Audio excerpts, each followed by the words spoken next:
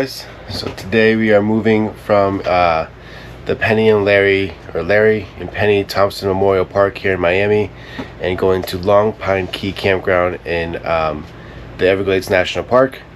We had a bit of a scare last night and this morning. So I had mentioned to you guys I wanted to get into this campground for 4 nights originally, but they didn't have anything available at the time, so I made a reservation for 4 nights at Long Pine Key in the Everglades. That is a dry camping only campground, so they have potable water that we can go to. They have a fill station that we can use to fill our fresh water tank, and but there's no electric hookups, there's nothing like that. So we've never done that before. Even in our last camper we never really boondocked. I think we did water electric only was probably the most basic we did in the other camper. So we've never fully we never fully boondocked in any of our campers. I was a little nervous to try it out for the first time for four nights, especially in Florida, South Florida. I didn't know if it was going to be 80 degrees or it could be cooler. So I was really nervous with the dog and all of that. So when they called me from this campground and tell me there's going to be 2 nights available, I jumped on them. I thought at that point I'm really pretty good about going and modifying reservations after things like that happen.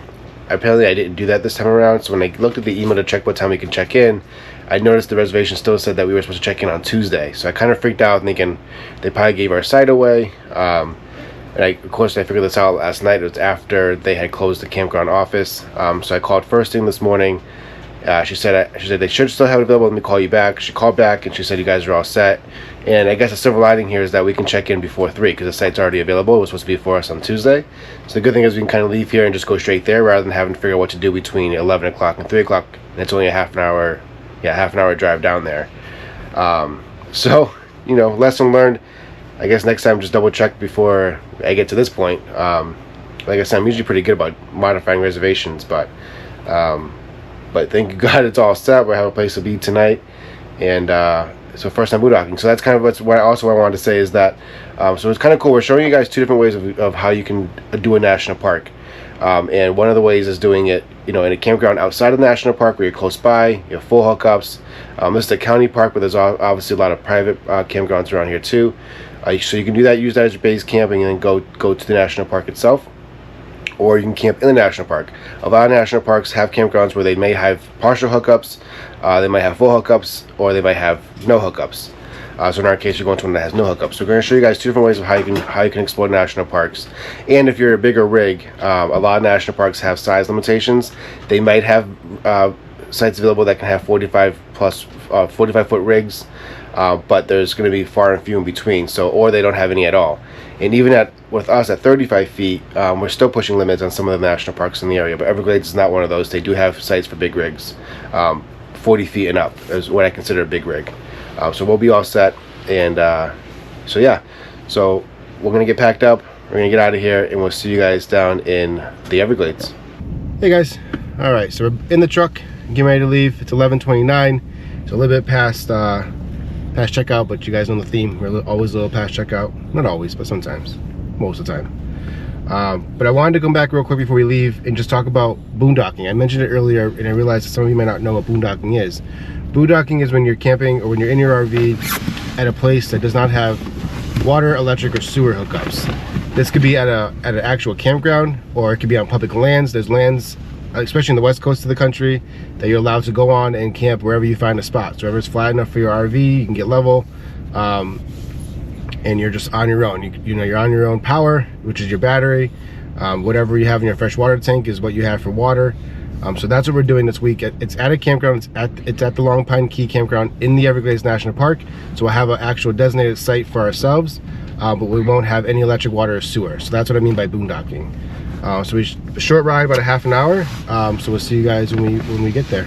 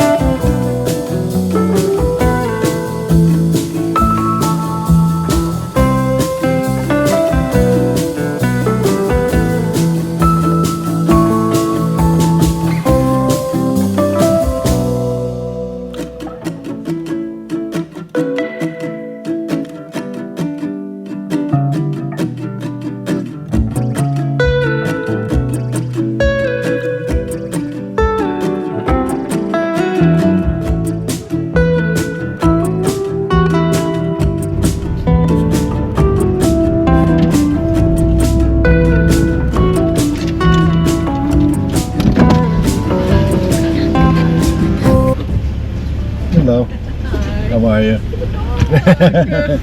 If I could just see the ID. Yeah. Uh-oh. Yeah, my ID. I love that you guys have the little seat and everything. Yeah. Oh, look.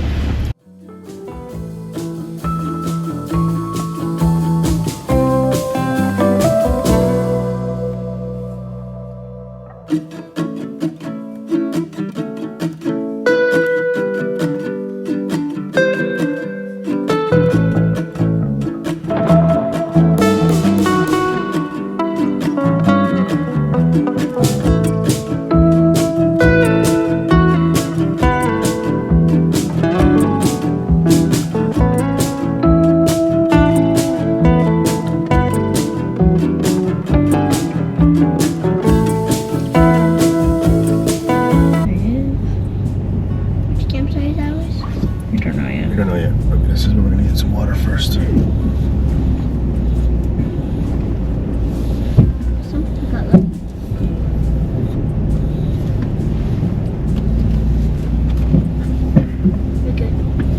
Thank you.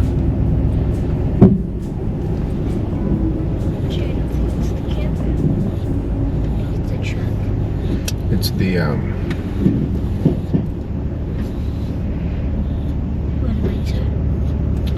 no, it's the hitch, I think.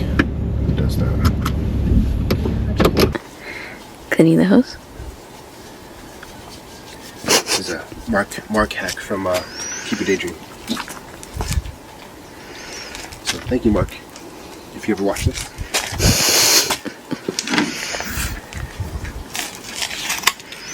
If you notice, there's two different ones. One's for a dump station, one's for drinking water. So make sure it says clean water. I still use a regulator because Jasmine and I made that mistake on our first rig,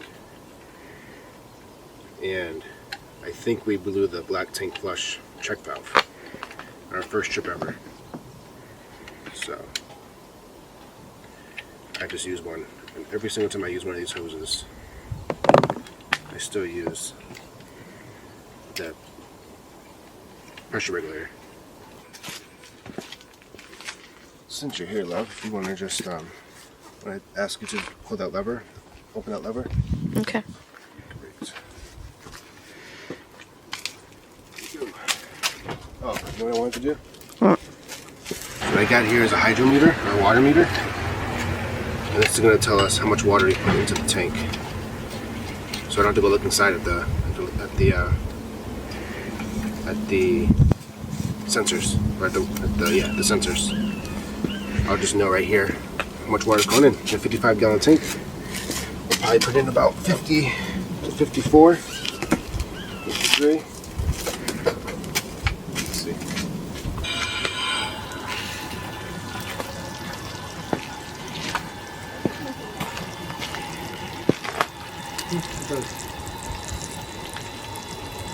How fast are we moving here? Already got one going.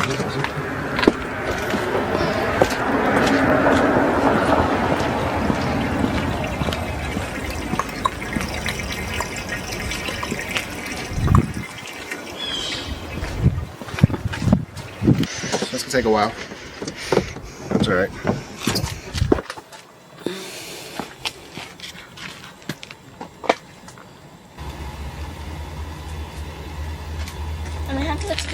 He backed out of here.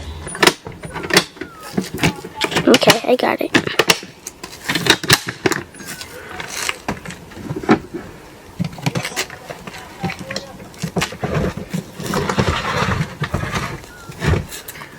That's all, folks.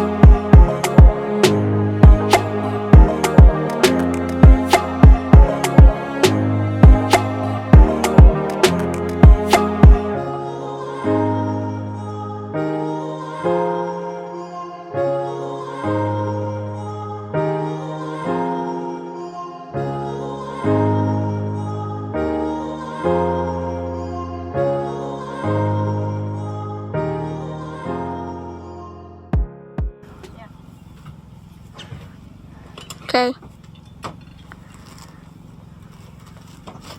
We're in the national park, which is awesome. So they just put the bikes down from the truck. But this campsite is beautiful. Like, we are in a national park. We just saw a cardinal earlier. It's just so beautiful. It's been a very long time since we've seen this. It's a really nice sight, guys. Nobody around us really. Somebody in front of us, but the back sides all good. I even don't mind that the wrong side is the campsite. That's fine with me too. Pretty good.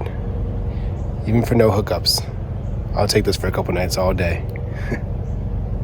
Nice. Alright guys, here goes nothing. I haven't used this water pump since we bought the camper home back in February of 2024. So about a year ago, actually. No, sorry, I shouldn't say that. I dewinterized it in April. So dewinterized it in April. I sanitized the freshwater system in April. So it's been 10 months. 8 months since I last used the water pump. So here goes nothing. Here goes nothing. Alright, we're gonna turn our water pump on. Water pump. It's on. I don't hear it priming, which is a good sign. Let's see. We have water. Alright, love. So, first impressions of Long Pine Key Campground in the Everglades. It's great. It's beautiful. It's clean. It's quiet. Yeah. It's very nice. So far, I highly recommend it. Yeah. I definitely would be back. For sure. Paved streets, paved sites, a lot of space in between. We just took our bikes around almost the entire campground. Every site has space between it and its neighbors with like nice and green bushes between each one of them. And she said quiet. Even though we can use generators at some points during the day, it's still not loud. So pretty awesome. Hey guys, so we are going to go for a little hike today. So one of the hikes we missed yesterday was the Mahogany something hike. I'll find the name for you guys when we get there. But basically it's a very short hike, about half a mile. Should take about 10-15 minutes. But it goes to one of the oldest mahogany trees in the country or in the world. I want to say country. So pretty cool. So excited to check it out. So it's only a short drive from the campground. So we're going to see you guys when we get there. It's called the Mahogany Hammock Trail. And it's about, 10 miles, 10 minutes or so from the campground itself. Not too bad of a drive. This national park, this is our first national park, besides Gettysburg. And that was actually that was a really big national park too, but this national park just seems like it goes on forever. It's exactly, I think, 40 miles or something like that, 40 miles from the gate entrance all the way to the end at Flamingo, which is the last, the second visitor center. There's two visitor centers here, one at the beginning, one at the end. I want to say it's about 40 miles in between. It's just a one lane or a 2-lane road, one going one way, the other way. 55 miles an hour almost the entire way, long and flat. You guys have seen some of it in the video, but it just keeps going on and on and on. So yeah, about 12 miles from the campground to this trailhead. And I think, like I said, it's about a half mile. Shouldn't take us very long, so eager to check it out.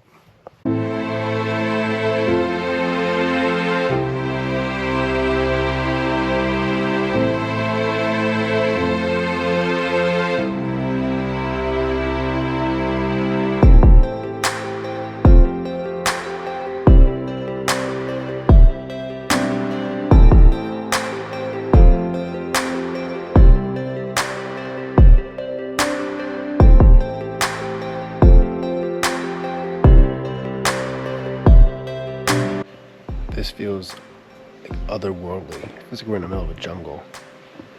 And I'm not sure if you guys can hear in the background. There is an owl. I was trying to get it for you guys. Hopefully you guys caught it earlier, but look at this. Look at that, that's pretty cool. That's really awesome.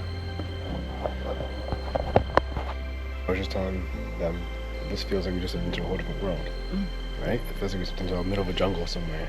It's beautiful. Yeah, this reminds me a lot of like El Junque, Oh yeah. right? Except it's not like hot and humid, at least not this time of year. Yeah. I'm sure during the summer it's hot and humid, which is really, really cool.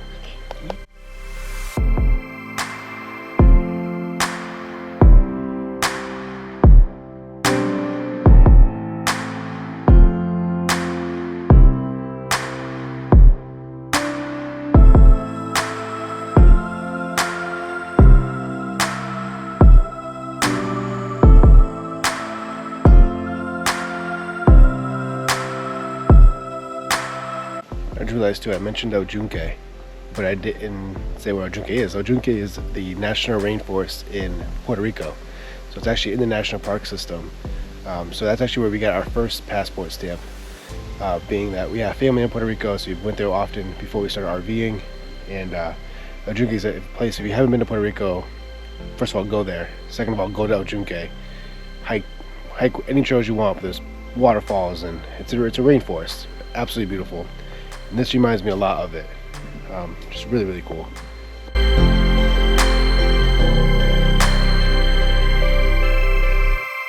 Alright, so that was Mahogany Hammock, that's what it was called. Again, half a mile, wasn't anything. You guys saw the boardwalk, so very accessible to anybody who wants to do it.